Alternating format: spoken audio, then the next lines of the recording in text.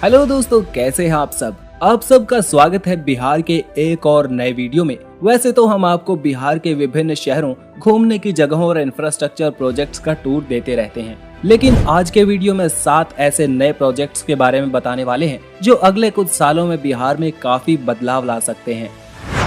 पहले नंबर पर है पटना कोलकाता एक्सप्रेसवे। ये रोड पश्चिम बंगाल और बिहार की राजधानी को जोड़ने के लिए बनाया जा रहा है, जिसकी कुल लंबाई 500 किलोमीटर के आसपास होगी। ये एक्सप्रेसवे इन दोनों पॉइंट्स के बीच ट्रेवल टाइम को घटाने, कनेक्टिविटी को इम्प्रूव करने और इकोनॉमिक एक्टिविटीज को बढ़ाने के लिए किया जा रहा है। इससे बिहार के कई क्षेत्रों में डेवलपमेंट का प्रोसेस और ज्यादा तेज हो जाएगा। इस प्लान के अंडर इसमें 6 लेन वाइड सड़क बनाई जाएगी, जो इन दोनों पॉइंट्स के बीच के ट्रेवल को और सीमलेस बनाएगा। ये रोड इस रूट पर मौजूद पुरानी कंजेस्टेड रूट का अल्टरनेट होगा, जो नेशनल हाईवे नंबर 2 के नाम से जानी जाती है। इस सड़क को भारतमाला परियोजना के तहत बनाया गया था। इस नए एक्सप्रेसवे के बनने के बाद बिहार में बनने वाले गुड्स को कोलकाता पोर्ट के थ्रू दुनिया की मार्केट तक पहुंचाया जा सकता है। इसके बनने के बाद दोनों राज्यों के लोग कुछ ही घंटों में अपने चहेतों से मिलने जा पाएंगे। साथ ही ये रास्ता फास्ट फ्रेट मूवमेंट को भी अलाउ करेगा। इस एक्सप्रेसवे पर कई सारे इंटरचेंज, फ्लाईओवर्स, सर्विस रोड और टोल प्लाजा होंगे, जो यहाँ चलने वाली पब्लिक की ट्रैवल को आसान, सुरक्षित और आनंदमयी बनाने का भरपूर प्रयास करेगा। इस एक्सप्रेसवे के बनने से सिर्फ आना जाना ही नहीं, बल्कि इसके बनने से बिहार में कई इंडस्ट्रीज के लिए भी नए रास्ते खुल जाएंगे। इस एक्सप्रेसवे को बनाने में हजारों लोगों को रोजगार भी मिलेगा। उम्मीद है कि ये रास्ता बनने के बाद बिहार चौतरफा विकास की तरफ बढ़ता नजर आएगा। दूसरे नंबर पर है विक्रमशिला पैरेलल ब्रिज। ये ब्रिज बिहार के भागलपुर जिले में गंगा नदी के ऊपर बनाया जा रहा है, जिसको बनाने के लिए 2016 में सैंक्शन किया गया था। कई सालों तक इसका प्रोसेस चलता रहा, लेकिन 2023 में अंतिम बार इस पर टेंडर का प्रोसेस शुरू किया गया। ये पुराने विक्रमशील ब्रिज के 50 मीटर ईस्ट डायरेक्शन में बनाया जा रहा है, जिसको बनाने की डेडलाइन लगभग 1400 दिन के आसपास रखी गई है। लेकिन इस ब्रिज को बनाने में और भी ज्यादा समय लग सकता है। इसके पास में ही एक पुराना ब्रिज भी है, जिसको विक्रमशील ब्रिज कहा जाता है। ये विक्रमशील ब्रिज 2001 में बनकर तैयार हुआ था, जिसके ऊपर डबल लेन हाईवे बनाया गया है।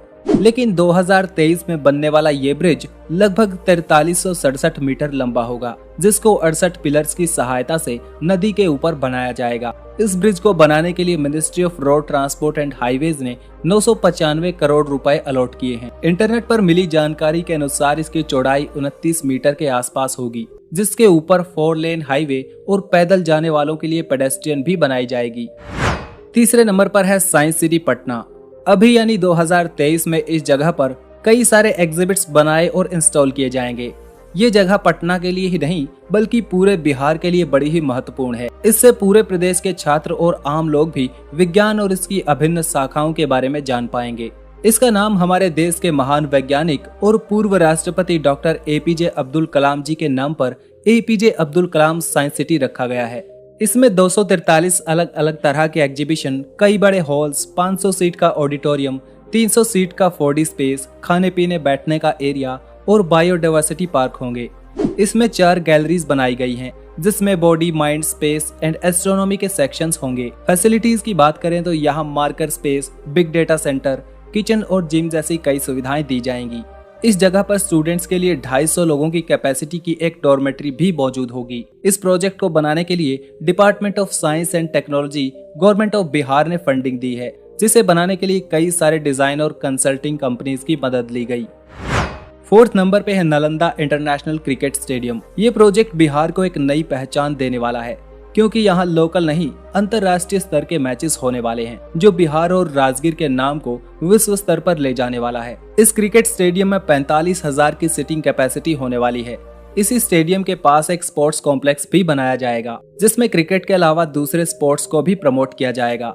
एक बार बन जाने के बाद ये स्टेडियम पूरे बिहार का सबसे बड़ा और सबसे मॉडर्न स्टेडियम होगा, जो बिहार की क्रिकेट टीम के लिए बहुत महत्वपूर्ण जगह माना जाएगा। इस प्रोजेक्ट को बनाने के लिए बिहार के चीफ मिनिस्टर नीतीश कुमार ने 2018 में इसका प्लान पेश किया था, जिसके बाद इसको बनाने का काम शाहपुरजी कालोंजी ग्रुप को दिया गया।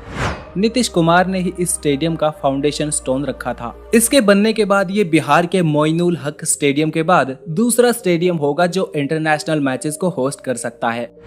5वें नंबर पर है Patna ring road expressway project. Patna ring road भी बिहार की राजधानी में रामनगर से कन्हौली तक शुरू करके बनाया जाएगा, जो एक 6 लेन का एक्सप्रेसवे होगा। ये रिंग रोड एक्सप्रेसवे अभी तक आधा ही बना है, क्योंकि रॉ मटेरियल पूरा नहीं मिल रहा। इसको बनाने के लिए फ्लाई ऐश नामक एक सब्सटेंस यूज किया जा रहा है। इसका इस्तेमाल रोड की बेस बनाने में होता है। साथ ही जब किसी इलाके में मिट्टी अवेलेबल नहीं होती या फिर दूर के इलाकों से लाना महंगा पड़ता है, तब फ्लाई ऐश का इस्तेमाल किया जाता है।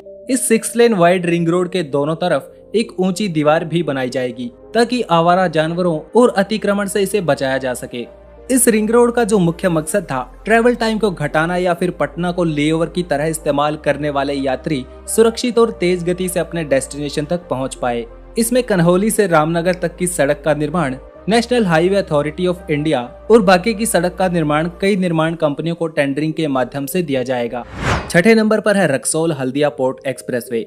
दोस्तों, बिहार के नॉर्थ में नेपाल बॉर्डर के पास रक्सौल से शुरू होकर ये एक्सप्रेसवे कोलकाता के हल्दिया पोर्ट तक जाने वाला है, जिसका मकसद क्षेत्र में व्यापार को बढ़ावा देना है। इससे केवल बिहार को ही फायदा नहीं होने वाला। जैसा कि हमने बताया, ये रोड बिल्कुल बिहार के नॉर्थ में नेपाल बॉर्डर के पास तक बनेगा। इसलिए नेपाल में बनने वाली कई चीजें और नेपाली ओरिजिन के प्रोडक्ट्स को दुनिया की मार्केट का एक्सेस मिल पाएगा। नेपाल के पास में कोई भी कोस्ट लाइन नहीं है, जिस वजह से नेपाल के व्यापारी और इम्पोर्ट कंपनीज भारत से जुड़ी कोस्ट लाइन पर निर्भर करते हैं। नेपाल को दुनिया के किसी भी देश से सामान मंगवाना होता है तो भारत के किसी पोर्ट पर उतारने के बाद रोड से उसको नेपाल पहुंचाया जाता है। रक्सौल से हल्दिया तक ये एक्सप्रेसवे बनने के बाद नेपाल से हल्दिया सामान पहुंचने या हल्दिया से नेपाल ले जाने में केवल 8 घंटे का समय लगेगा। आज के समय इस सफर को पूरा होने में लगभग 24 घंटे लग जाते हैं। इस एक्सप्रेसवे के अलावा नेशनल हाईवे नंबर 28A इस ट्रेड को मुकम्मल करने का इकलौता रास्ता है।